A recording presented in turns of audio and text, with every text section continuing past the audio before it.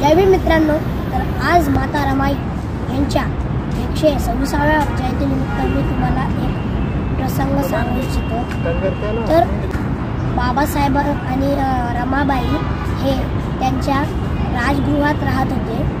तर त्यांना बाबासाहेबांना एक कामासाठी बाहेर परदेशी जावं लागलं। माता रमाईंना घरात एकटे कसे ठेवायचे हा विचार करून बाबासाहेबांनी त्यांना आपल्या मित्र धारवाडचे वराडे यांच्याकडे त्यांनी माता रमाईंना ठेवले। धारवाडचे जे वराडे काका होते ते मुलांचे वसतिगृह चालवायचे। तर माता रमाई सुद्धा यायची, मुलं तिकडे येऊन खेळायची। एके दिवशी काय झालं की मुले तिकडे खेळायलाच नाही आले। तर माता रमाईंनी वराडे काकांना विचारले, 2 दिवस झाले मुलं खेळायला का नाही?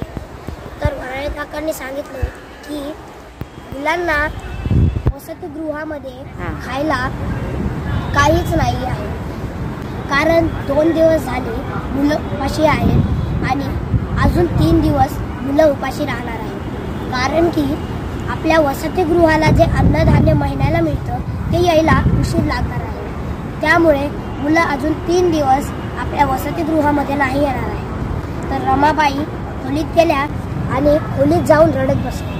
त्यांनी कपाटातनं आपल्या सोन्याच्या बांगड्या काढल्या आणि वराडे काकांना दिल्या आणि म्हटल्या, ह्या बांगड्या तुम्ही एकतर गहाण ठेवा नाहीतर विकून टाका आणि ह्या मुलांसाठी 3 दिवसांचं अन्नधान्य ठेवा। तर वराडे काका यांनी ह्या बांगड्या गहाण ठेवल्या आणि मुलांसाठी अन्नधान्य आणले आणि त्यानंतर ते मुलं जे होते ते वसतिगृहामध्ये येऊ लागले आणि खेळू लागले। माता रमाई पण त्यांच्याबरोबर फारच खुश होत्या। तर ह्या प्रसंगातून आपल्याला मित्रांनो हे माहिती पडतं की माता रमाई ज्या होत्या त्यांनी फक्त बाबासाहेबांनाच साथ दिली, पण त्या सामाजिक कार्यामध्ये पण आपला हात बाटवत होत्या।